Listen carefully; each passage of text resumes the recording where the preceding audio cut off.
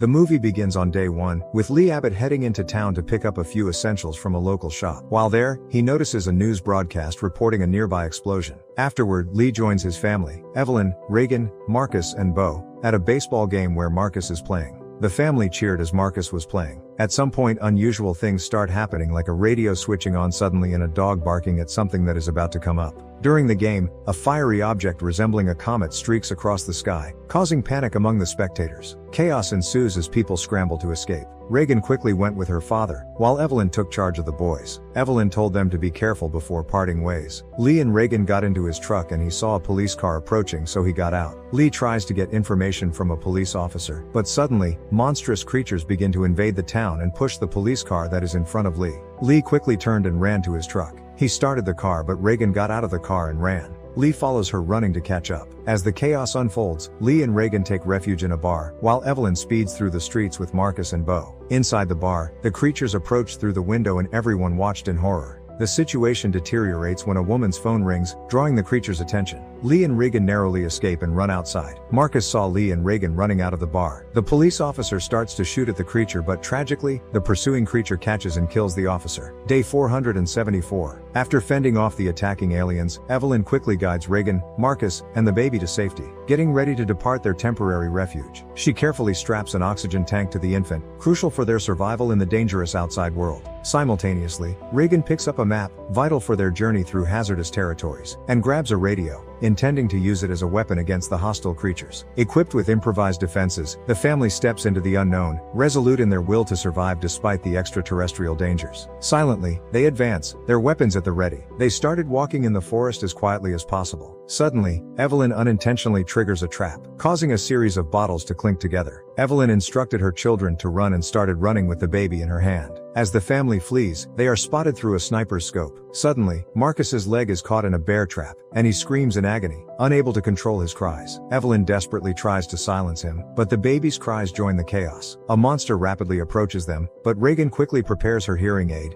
using its frequency to weaken the creature. Evelyn then shoots it in the head, killing it. As they continued to run, a man named Emmett, who had been watching through the sniper scope, pulled them to him. He then led them to a factory, saving them from the imminent threat. Another monster closes in on them while they continue to run. Emmett carried the wounded Marcus. He then leads the family to his soundproof bunker. As they were sitting there, he told Evelyn that they couldn't stay because there was not enough food and water. Evelyn recognizes Emmett from their past. His child had attended school with Reagan and Marcus. Emmett is adamant that they cannot stay with him, citing the scarcity of resources. Evelyn pleads with him, showing him the infant and calling him by name, but Emmett remains resolute, believing that he cannot help them and that they won't survive if they stay. The emotional tension is palpable as Evelyn begs for their lives, while Emmett struggles with his inability to assist them. Evelyn tried to treat Marcus's wounds. She poured alcohol and he screamed in pain, but the bunker was soundproof, so it didn't trigger anything. After Evelyn tends to Marcus's wound, she has a conversation with Emmett. He asked Evelyn about the hearing aid, puzzled by how it worked through 3 feet of concrete and wondering if it was some kind of feedback from the microphone. Evelyn could only say that it just worked. He noted that he had never seen one of the monsters dead before. Emmett then asked about Marcus's condition. Evelyn explained that although Marcus's injury hadn't reached the bone, the wrap she had applied wouldn't last much longer. Evelyn then vents, revealing that Lee has died. Emmett told her his wife and son have since passed away. He mentions that there are other survivors out there, but warns that they may not be worth saving. Emmett admits that he knew Lee was the one lighting fires every night, but he never felt compelled to join the Abbotts. While Evelyn and Emmett talk, Reagan turns on the radio for Marcus, who hears the song Beyond the Sea playing. They deduce that the song's broadcast means someone else is out there, but Emmett explains that the song has been playing on a loop since he moved to the hills. Reagan, upset, argued that her father used the radio every day and would have heard it if it had been broadcasting. Emmett tried to explain that the radio signals from the valley never reached their home, and Lee would never have been able to make it work. Reagan, frustrated and emotional, lashed out at Emmett, saying he was nothing like her father. She questioned whether there were more people out there, but Emmett could only express uncertainty, insisting that there was nothing left. Emmett, feeling the tension and loss, declared that he wanted them all gone by the next day. Later that night, Reagan woke Marcus and explained her belief that the song was a coded message. She argued that Beyond the Sea was not just a song but a signal indicating where to look. She had researched the radio station's location and discovered it was coming from an island. She believed she could follow the train tracks and reach a boat within a day. Despite Marcus's protests and reminders of the dangers their father faced, Reagan was determined to go, convinced that she could save them. He threatened to tell their mother, but she felt compelled to try because she believed it was what their father would have done. Marcus, fearful of losing her, begged her not to go, but Reagan's resolve remained unshaken.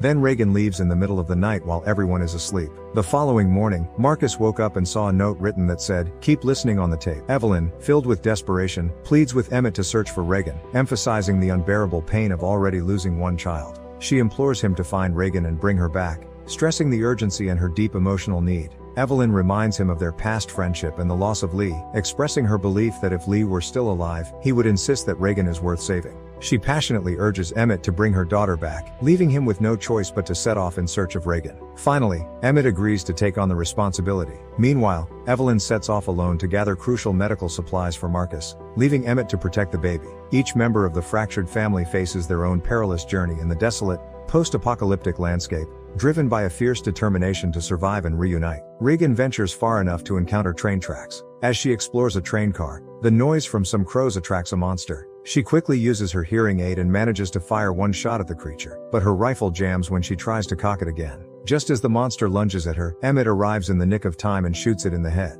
He attempts to persuade Reagan to return, but due to his inability to communicate in sign language, he must articulate his words clearly. Despite his efforts, Reagan remains resolute about her plan, and Emmett, albeit reluctantly, decides to accompany her. Meanwhile, Evelyn visits Bo's memorial shrine, paying tribute to her lost son. She then stops by a store to collect medicine, bandages, and 2 oxygen tanks. Back at the bunker, curiosity gets the better of Marcus, and he ventures out to explore Emmett's compound. In his exploration, he is startled by the sight of a decomposing woman and accidentally makes a noise that attracts a nearby monster. Panicking, Marcus rushes back to the bunker but inadvertently locks himself and the baby inside a secure vault. The sound of depleting oxygen adds to the tension, as Marcus and the infant face imminent danger both from the suffocating environment and the approaching monster outside. Simultaneously, drawn by the commotion, Reagan and Emmett make their way to the marina to find a boat. As they approach, Emmett spots a little girl crying and, concerned, moves closer to help her. However, the girl quickly loops a rope around his neck, trapping him. A group of survivors,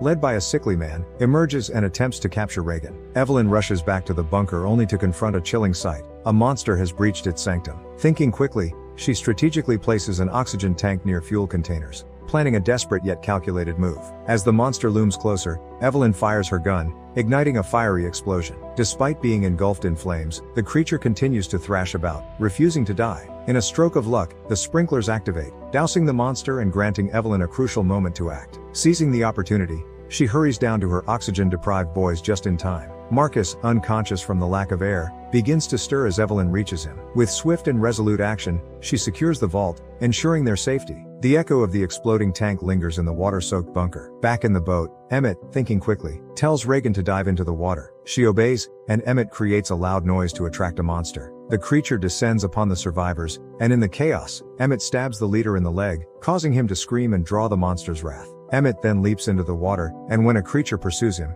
it drowns. Reagan appears with a boat and rescues Emmett. They navigate to an island where they discover the survivors who have been broadcasting the song. A man from the group approaches them, asking Emmett if he deciphered the message. Emmett admits that it was Reagan who figured it out. The man explains that once the National Guard discovered the monsters couldn't swim, they started evacuating people by boat. Unfortunately, many of these attempts were thwarted by panicked individuals who screamed, inadvertently attracting the monsters and causing chaos. Emmett went to Reagan and told her the man had agreed. He then apologized for doubting her before. He admitted that she was right and got up. He stands by the beach crying. At daybreak, Emmett notices a commotion near the boat and discovers that a menacing monster has somehow made its way onto the island. As panic sets in, Emmett desperately tries to warn the islanders, but the creature begins its deadly rampage, killing innocent people. In the ensuing chaos, Reagan and Emmett team up with a brave islander who uses his car horn to distract the monster and lead it away from the others. In a heartbreaking act of sacrifice, the man continues to lure the creature, allowing Reagan and Emmett to find safety. From their hiding place, they watch in horror and gratitude as the monster catches up to the courageous man, who is dragged to his death. Reagan and Emmett lead the monster to the radio station where the song had been playing. Emmett does his best to distract the creature while Reagan navigates her way to the control room. Simultaneously,